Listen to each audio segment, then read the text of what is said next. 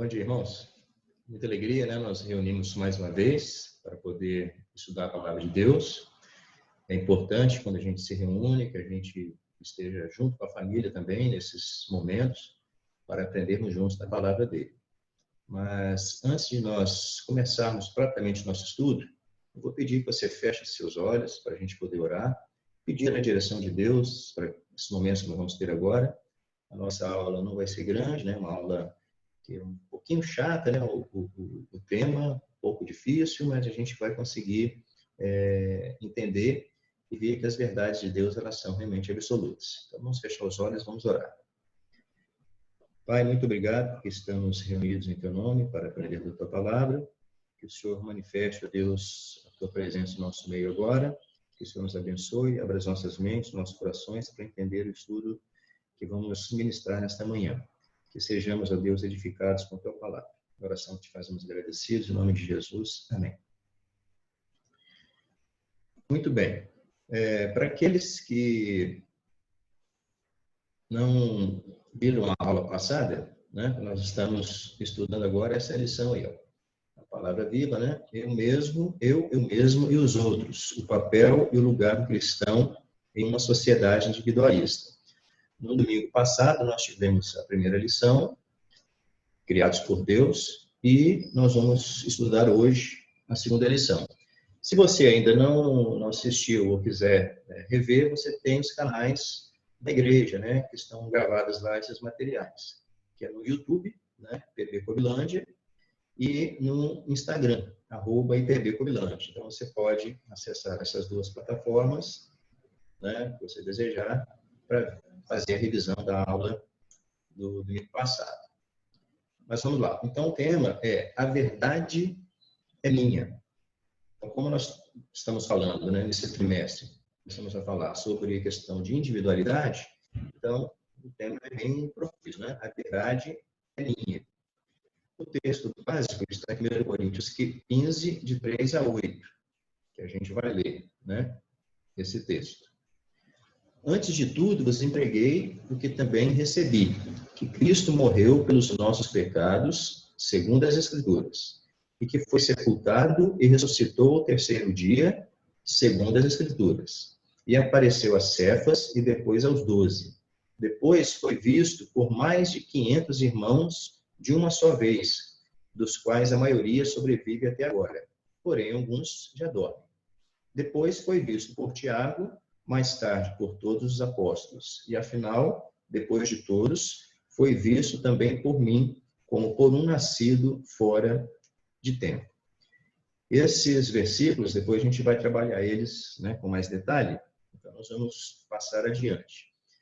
Então, como eu falei, o tema esse é verdade é minha, e a primeira divisão da lição vai falar sobre verdade relativa. Existe, né, verdade relativa? O que é isso? Então, algumas frases que a gente costuma ouvir no nosso dia a dia. Primeiro, você tem sua verdade e eu tenho a minha. Aquilo que é verdade para você pode não ser verdade para mim. Será que essas frases elas estão corretas? Será que é assim que a gente deve pensar como cristão? Este estudo, então, ele pretende verificar o erro por trás dessas afirmações e mostrar algumas de suas implicações na vida cristã. Nós vamos trabalhar basicamente esses dois conceitos. Primeiro, o de verdade relativa, ou verdade subjetiva, e o segundo, de verdade absoluta, né? Ou aquela verdade que é objetiva. Então, a nossa lição vai se basear nesses dois tipos chamados de verdade. Embora as opiniões variem de pessoa para pessoa, a própria verdade não sofre mudança, pois ela é imutável. Observe que eu negritei aí duas expressões, né, que são duas palavras, que são opiniões, essas sim podem variar, mas a verdade ela é imutável. A verdade ela não muda. É isso que a gente tem que entender nessa manhã e ficar gravado bem firme nos nossos corações. Opiniões podem ser diferentes, opiniões podem variar, mas a verdade não. A verdade ela é imutável. A verdade, então, ela é objetiva ou absoluta, ela é universal, abrange o universo todo, né, o mundo todo, e ela é imutável, ou seja, ela não muda. Não muda aqui no Brasil e não muda na China. Não muda nos Estados Unidos, nem lá no Afeganistão. Né? Essa verdade, ela é universal e ela é imutável. Contudo, nós vivemos em uma sociedade relativista, que crê que cada um tem a sua verdade. E nós precisamos, então, entender que opiniões diferentes sobre a verdade não significam verdades diferentes, nem que todas as opiniões sejam igualmente válidas. O que nós, como cristãos, então, temos que fazer é preservar a fé bíblica em meio a esse relativismo, né? Então, nós vamos entrar agora na primeira parte da nossa lição. Verdade relativa? Será que existe isso de verdade relativa? Nós já começamos a pincelar que não, mas vamos aprofundar um pouquinho mais e com alguns exemplos você vai entender bem o que é que a sociedade pensa sobre verdade relativa. Quando as pessoas dizem coisas como, tudo bem se Deus existe para você, mas ele não existe para mim, elas estão expressando a crença popular de que a verdade é relativa. Ou seja, cada um tem a sua crença e, tendo a sua crença, cada um tem a sua verdade. Mas nós sabemos que não é assim que funciona, né? Os relativistas pensam que a mera discordância entre as pessoas é prova de que não existe uma verdade objetiva e que as duas verdades estão certas, cada uma com a sua própria verdade. Voltando no exemplo acima, Deus existe para você, mas ele não existe para mim. Como que isso pode ser verdade para quem crê em Deus, como verdade para aquele que não crê em Deus? Uma das coisas estão certas e elas não podem conviver, né? Juntas da mesma maneira. Agora, a verdade, ela é uma só. Né? Deus existe. Mesmo que você ou qualquer outra pessoa possa discordar, né, daquilo que nós cremos, mas não quer dizer que ela esteja errada ou que ela esteja certa, né? Porque a própria verdade é que vai dizer. Olha só, nós temos dois exemplos. Primeiro, o Carlos pensa assim, o mundo é plano. Já o João pensa, não, o mundo é um cubo. Quem é que está certo? O Carlos ou o João? Né? Pelo pensamento relativo, os dois estariam certos. Mas, na verdade, o fato deles discordarem entre si não significa que os dois estão certos. E não faz também com que o mundo deixe de ser redondo. Então, a verdade absoluta é, o mundo ele é redondo. Mesmo que o Carlos e o João tenham opiniões diferentes, não mudou nada a verdade. Não mudou. O mundo não deixou de ser redondo, porque o Carlos pensa que o mundo é plano e que o João pensa que o mundo é um cubo. O mundo continua sendo redondo e essa é uma verdade absoluta. Mesmo que eles não concordem, né, e acham que as verdades são deles. A verdade, então, ela é objetiva e não subjetiva. Né? O mundo é redondo e acabou. Isso existe fora da nossa mente e não depende da preferência ou dos desejos humanos. Não é porque eu penso que o mundo é plano que ele vai ser plano. Não é que eu penso que o mundo é um cubo que ele vai ser um cubo.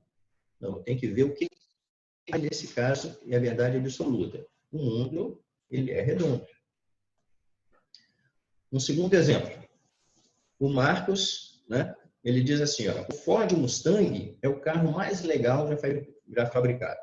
Essa é a opinião dele. Essa é uma declaração relativa. Porque essa, sim, é uma opinião que ele tem. Né? Pois não há um padrão absoluto para medir quão legal. Isso é uma opinião ou crença de alguém. Então, quando você tem uma preferência de alguma coisa, né? O gosto por uma fruta, o gosto por uma comida, o gosto por uma roupa, o gosto por uma cor, isso é uma verdade ou algo que é relativo para você, que não vai afetar a verdade absoluta. Se eu prefiro o azul, né? Não quer dizer que o vermelho não exista. O vermelho está lá e ele é absoluto.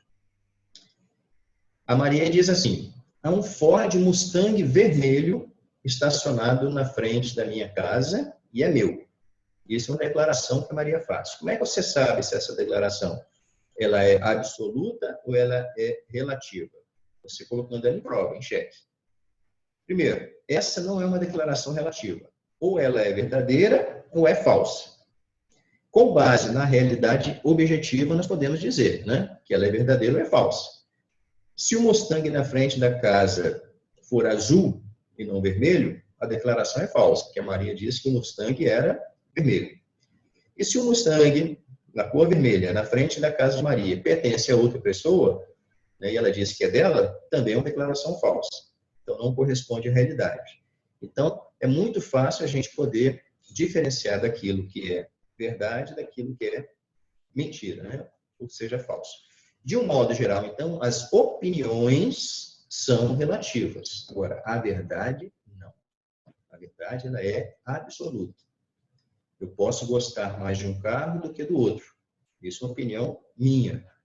Mas, qual é a verdade absoluta? O carro, ele existe. Tem uma frase, né, do Protágoras, que era um sofista, né, bem antigo, grego, que diz assim: o homem é a medida de todas as coisas. Ou seja, aquilo que o homem pensa é aquilo que ele faz, que ele acha que é certo, né? Esse é um trecho de uma conhecida frase do sofista grego Protágoras, que expressa a noção do relativismo. Cada pessoa compreende uma coisa da sua maneira específica. O que eu acho que é verdade é a minha verdade. Né? Ele acaba relativizando isso. Mas a gente já viu que não funciona na prática isso. Na verdade, o homem não é a medida de todas as coisas. O que varia de pessoa para pessoa não é a verdade, mas o modo como ela é percebida. A verdade continua sendo absoluta. Às vezes, a maneira como as pessoas percebem essa verdade é que complica, né? O que tem disso aí? Na lição você tem tem um diálogo, né, do imaginário, né, que Platão escreveu, do Sócrates com esse Protágoras, e tem mais uns outros exemplos, né, mas a gente não vai se aprofundar muito nisso, não. Nós vamos procurar entender agora, de uma forma prática, o que esse relativo vai influenciar na nossa fé, na nossa comunidade, né? Uma das coisas perigosas seria a questão do ecumenismo. Por que isso?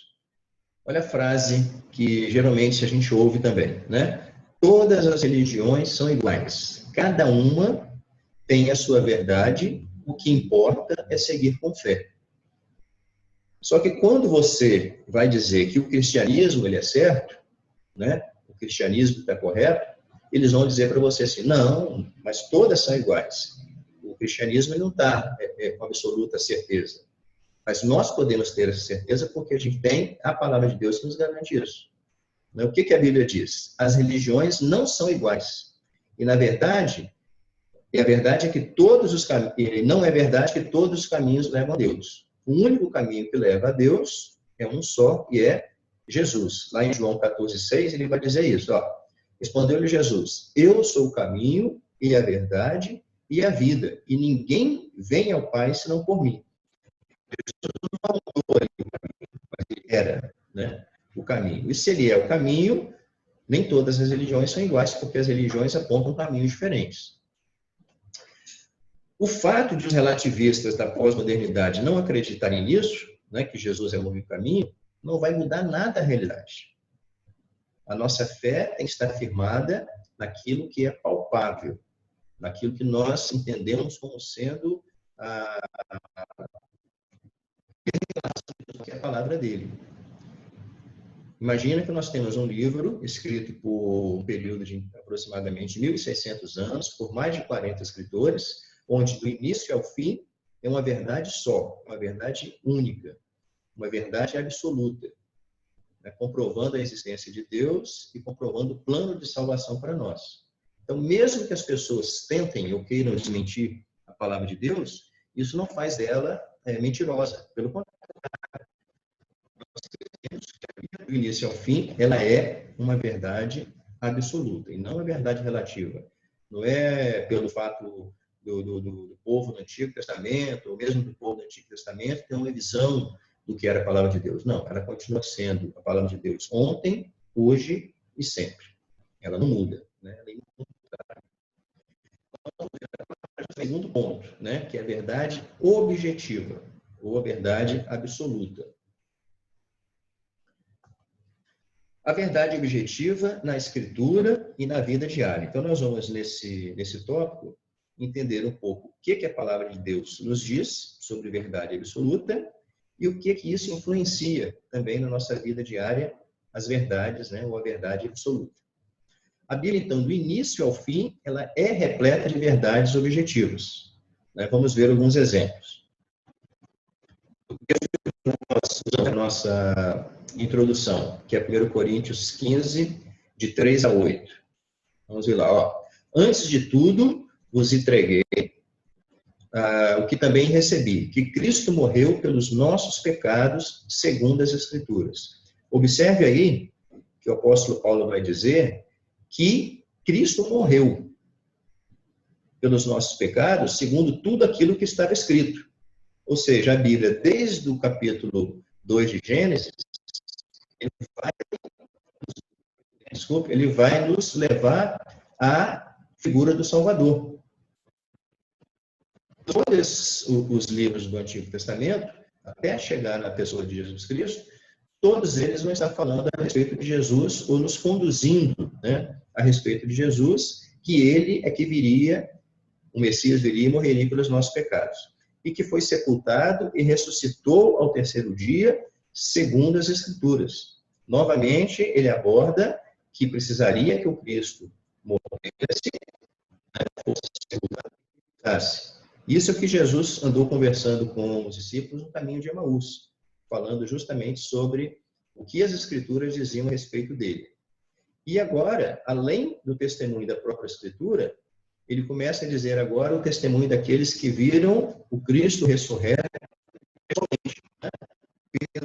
Depois, junto com os 12 apóstolos, depois foi visto por mais de 500 irmãos de uma só vez, né? A maioria sobrevive até agora, porém alguns já haviam morrido. Depois foi visto também por Tiago e mais tarde por todos os apóstolos, e depois de todos, visto também pelo próprio apóstolo Paulo como um nascido. Depois, eles próprios, né, como testemunhas oculares, garantiriam a verdade absoluta da palavra de Deus. João 21, 25 diz, né? Olha só, há muitas outras coisas que Jesus fez. Se todas elas fossem relatadas uma por uma, creio que nem no mundo inteiro caberiam os livros que seriam escritos.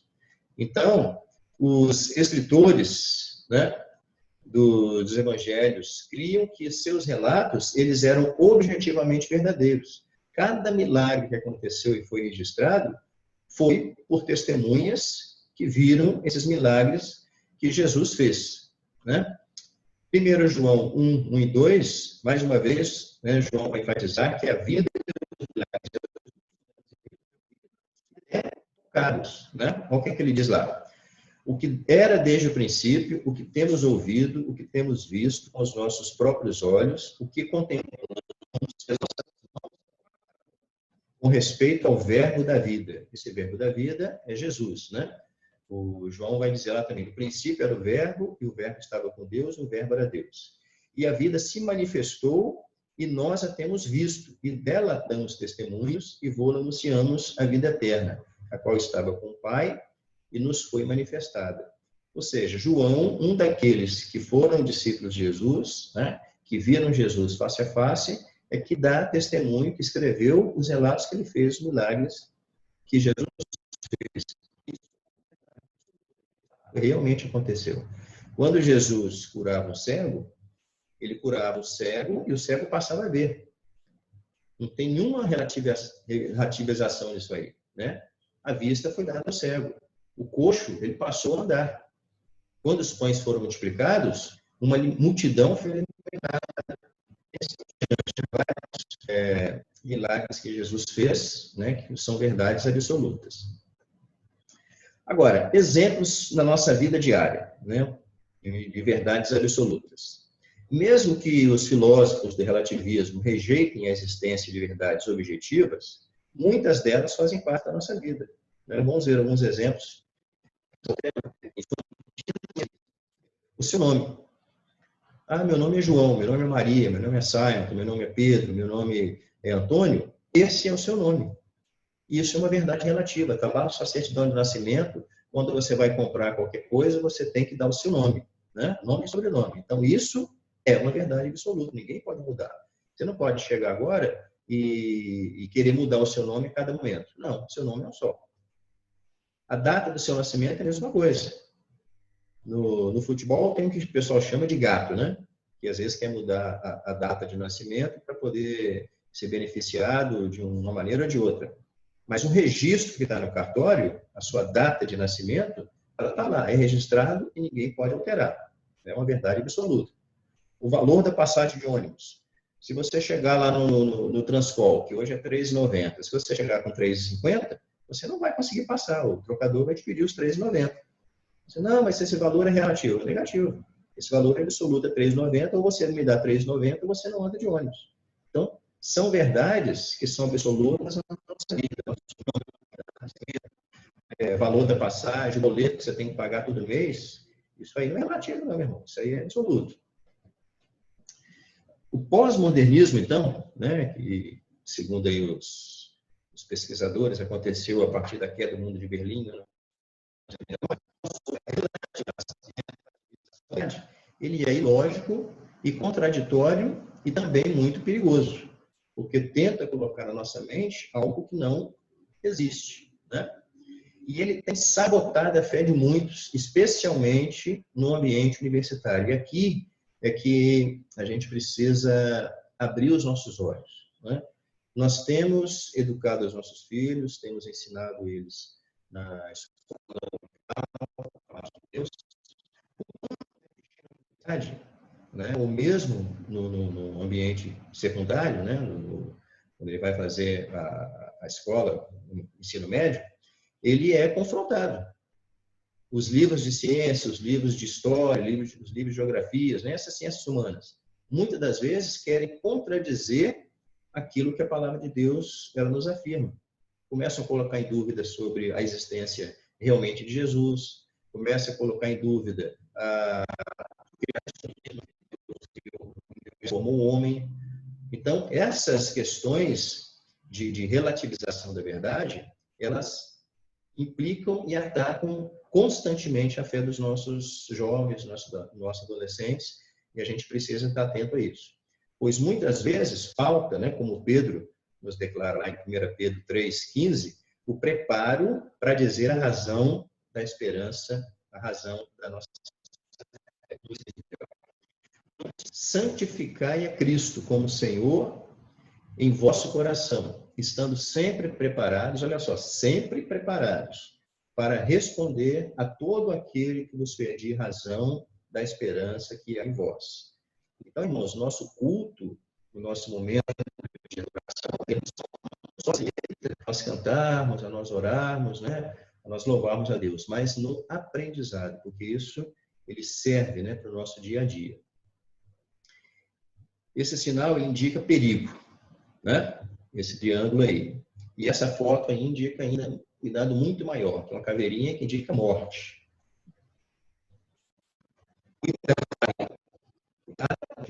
Cuidado com tudo aquilo que tenta tirar a verdade ou a veracidade da palavra de Deus, a veracidade daquilo que nós cremos, né? O relativismo, ele atua de forma sutil. O diabo, ele é esperto, ele é, né, inteligente, ele sabe a maneira como ele vai tentar confrontar a sua fé. Infelizmente, muitas pessoas hoje acham que o pecado é uma forma que a gente tem de entender alguma coisa. Não, aquilo que era pecado antigamente não é pecado hoje. Isso é uma forma de relativizar aquilo que nós cremos, né? Então, pecado é pecado desde quando Eva comeu do fruto proibido, desobedecendo, e deu a Adão, e Adão também comeu. Ali houve a morte, né, espiritual do homem.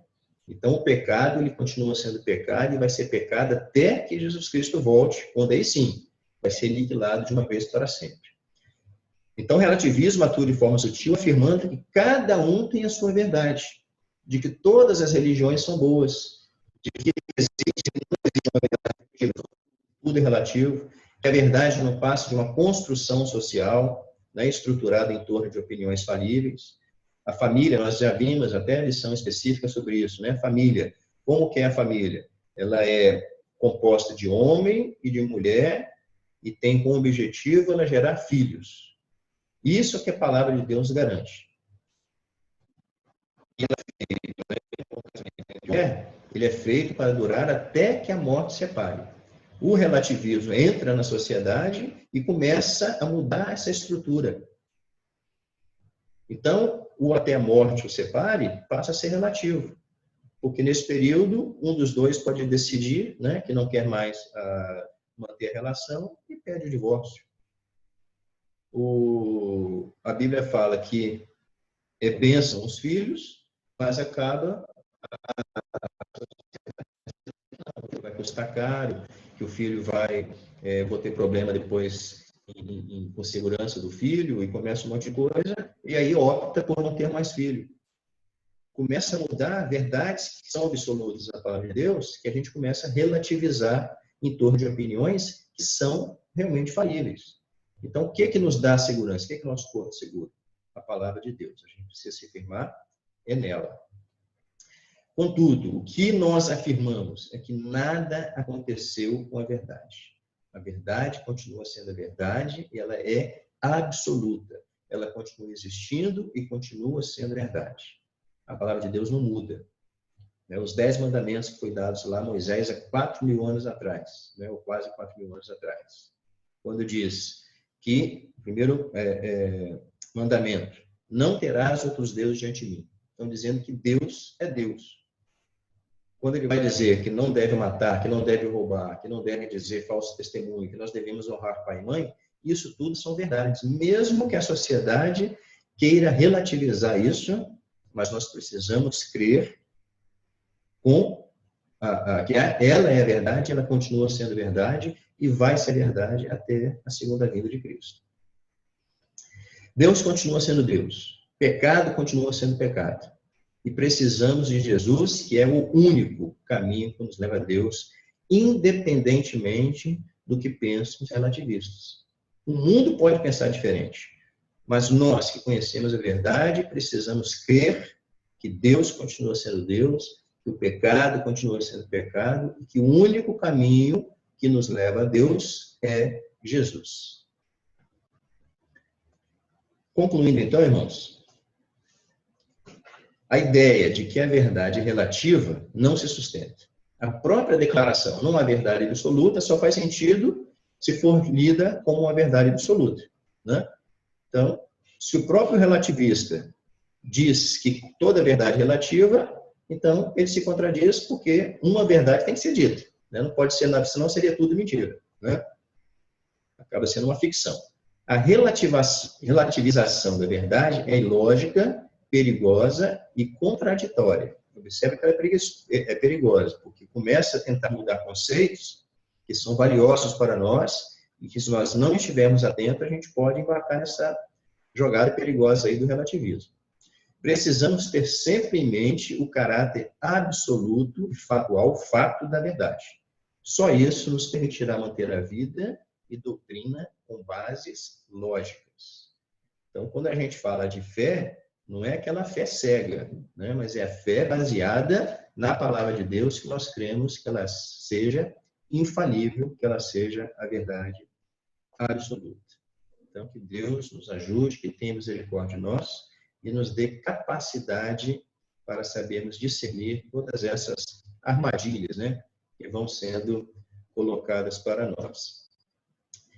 Que Deus nos abençoe, nos ajude e possamos caminhar sempre firmes na presença dele. Lembre que à noite tem o culto de louvor e adoração, às 19 horas, né, com transmissão. É bom que a gente participe para a gente poder ser edificado com a palavra de Deus, mesmo nesses tempos de afastamento social. Deus nos ajude. Amém.